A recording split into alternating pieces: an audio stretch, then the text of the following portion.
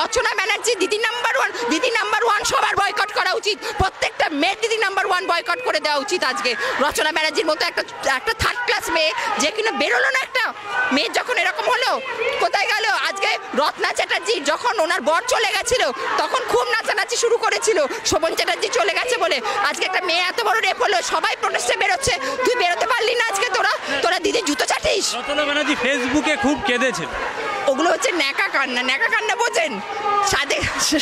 ওইসব মেয়েকে কিছু মনে করবেন না, একটা মেয়ের না শত্রু মেয়েই হয়, একটা মেয়ের শত্রু মেয়েই হয়। আর এরা হচ্ছে সেই ওই মেয়েটার, এরা হচ্ছে মানে চরম শত্রু। এদের কিসের টাকার অভাব? এদের টাকার অভাব আছে? আজকে তোরা ভয় পাচ্ছিস যে দিদি যদি আমাদেরকে করে দেয়, তোদের টাকার অভাব আছে? মুখ্যমন্ত্রী বলছে তিনিও নাকি জাস্টিস।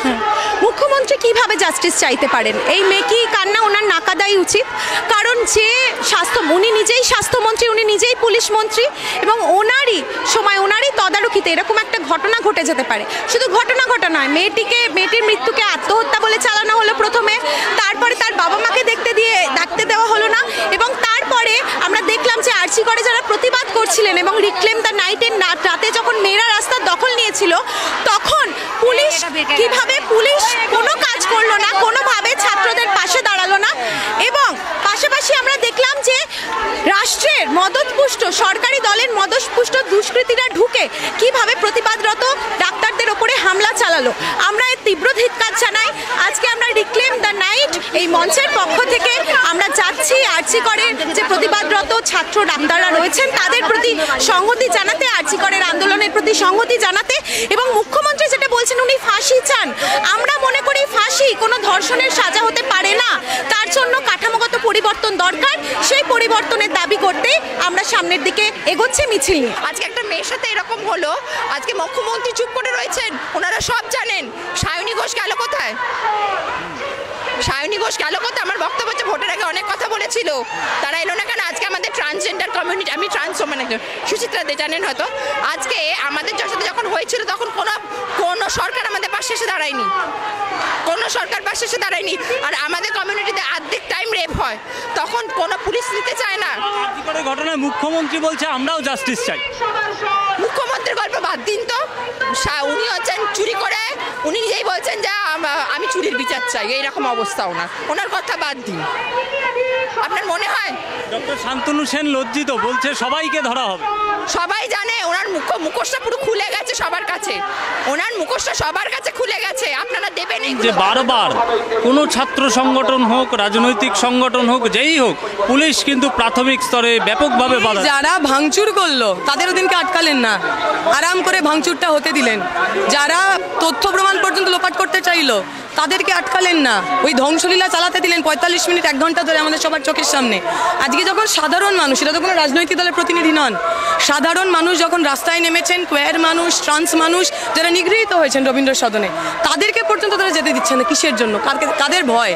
কাকে আটকানোর জন্য, কাকে বাঁচানোর জন্য এতটা অতি সক্রিয় হয়ে উঠেছে পুলিশ? আমরা দেখলাম কালকে derby match, east Bengal Mohun Bagan, সাধারণ সমর্থকরা ডিসাইড করেছিলেন তারা ওইখানে যাবেন, আর স্টেডিয়ামে যাবেন এবং প্রতিবাদ করবেন, সেই ডার্বি ম্যাচ পর্যন্ত ক্যান্সেল করে দিচ্ছে।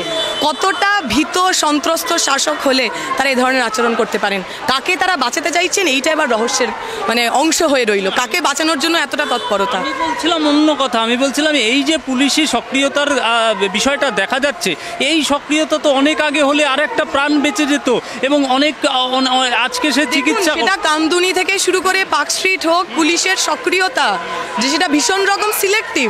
ধর্ষকদের বাঁচানোর জন্য, অপরাধীদের বাঁচানোর জন্য পশ্চিমবঙ্গের পুলিশ এক পায়ে খাড়া রয়েছে, কিন্তু সাধারণ মানুষের নিরাপত্তা, সে মহিলা হোক, পুরুষ হোক, ট্রান্স হোক, কোয়ার হোক, দলিত হোক, আদিবাসী হোক, মুসলমান হোক, তাকে বাঁচানোর জন্য পুলিশের রোল কি আমরা আনিস খানের সময়তেও তো দেখেছি।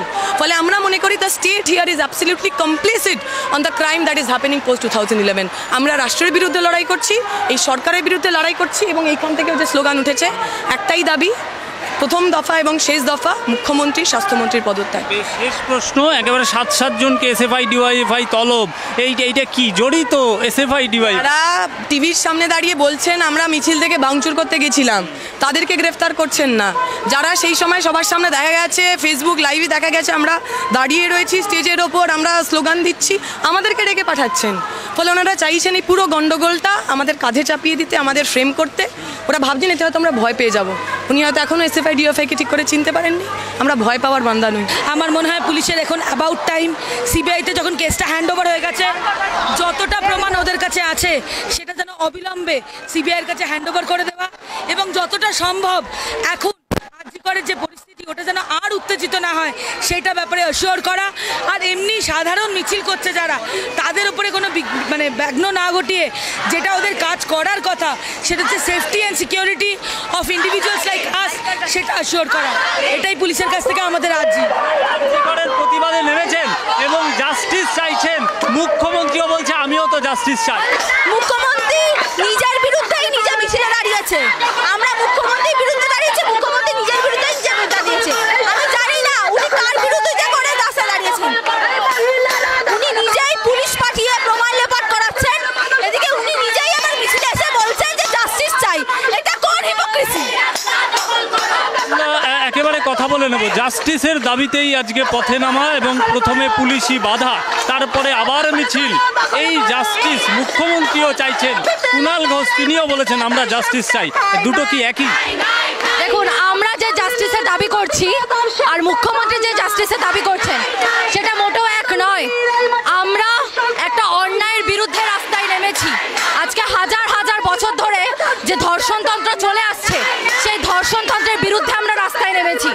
মুখ্যমন্ত্রী যে জাস্টিসের দাবিতে নেমেছেন তিনি তো নিজেই ধর্ষক পোষেন, তিনি তো নিজেই দোষীদের আড়াল করেছেন। তিনি এখন নিজের গদি ধরে রাখার ভয়ে আজকে রাস্তায় নেমে নাটক করছেন। আমরা যে অন্যায়ের দাবিতে নেমেছি, আমাদের জাস্টিস ওনার জাস্টিস থেকে হাজার গুণ আলাদা, হাজার গুণ। আমরা অন্যায়কারীদের সাথে আপোষ করি না আর উনি অন্যায়কারী পোষেন, এটাই পার্থক্য। আমি আরও একটু জিজ্ঞাসা করব এক ধাপ এগিয়ে, যে সিবিআই সন্দীপ ঘোষ প্রিন্সিপাল, তাকে গ্রেপ্তার করেছে প্রাক্তন প্রিন্সিপালকে, খুশি আপনারা? দেখুন, আমাদের লড়াই এখানেই থেমে থাকছে না। সিবিআই এর হাতে কেসটা গেল, মুখ্যমন্ত্রী বলছিলেন তার আগে যে পুলিশকে আমরা নিয়োগ করেছি সেই police team best in the world. তাহলে সেই best in the world police team কেন আজকে সিবিআই এর হাতে কেস ছেড়ে দিতে বাধ্য হলো? আর সন্দীপ ঘোষকে যে আটক করা হয়েছে, আমরা চাই একটা সুস্থ এবং একটা স্বচ্ছ তদন্তের। এই তদন্তের প্রত্যেকটা খুঁটিনাটি আমাদের সবার সামনে তুলে ধরে আনতে হবে। আমাদের থেকে, জনগণ থেকে আলাদা করে, আমাদের কাছ থেকে কিছু আলাদা করে কোনো তদন্ত হলে সেই তদন্ত আমরা মানি না। সিবিআই সন্দীপ ঘোষকে যে আটক করেছেন আমরা এতেই খুশি নই, কারণ এই বিচারটা আরও সুদূর প্রসারী, এই তদন্ত আরও সুদূর প্রসারী। একটা স্বচ্ছ তদন্ত না হওয়া অবধি আমরা রাস্তায় নামবো। আমাদের এই লড়াই আজকে রাতেই বা আজকে দিনেই থামার নয়। একেবারে শেষ প্রশ্ন করব, সেলিব্রিটি একদম তৃণমূলের এমপি রচনা ব্যানার্জি এবং সায়নী ঘোষ, তিনি কিন্তু ফেসবুকে প্রতিবাদ জানিয়েছে, কান্নার ঢল নেমেছে। একইভাবে সেই ছবি সেভাবে পথে নামেনি, কিন্তু ফেসবুকে বলছে আমরা তো প্রতিবাদেও আছি। দেখুন, বর্তমানে যে ইস্যুটা চলছে, এখন সবাই প্রতিবাদ করছে, সবাই রাস্তায় নামছে, ধর্ষকেরাও রাস্তায় নেমে বলছে আমরা ধর্ষণের বিরুদ্ধে লড়াই করছি। বর্তমানে তৃণমূলে যেসব এমপিরা আছেন, যেসব সেলিব্রিটিরা আছেন, তারা কুমিরের কান্না ছাড়া আর কিছুই করছে না। তাদের এই প্রতিবাদ মেকি কান্না এবং সিম্প্যাথি সিকিং বা অ্যাটেনশন সিকিং ছাড়া আর কিচ্ছু না। তৃণমূল, বিজেপির বুদ্ধিজীবীরা, সেলিব্রিটিরা এতদিন ঘরে বসেছিলেন কেন? আজকে শুধুমাত্র মৌমিতার ধর্ষণ এবং খুন হয়েছে বলে আমরা রাস্তায় নেমেছি তা নয়। আমাদের এই বিচারে অনেক ধর্ষিতা মহিলার বিচার এখানে আছে, আমরা তাদের বিচারের জন্য নেমেছি। এতদিন ধরে পশ্চিমবঙ্গে যে ধর্ষণ কাণ্ডগুলো ঘটছিল, সেলিব্রিটিরা তখন রাস্তায় নামেনি কেন? তখন কেন ঋতুপর্ণা ঘোষ শাক বাজাননি?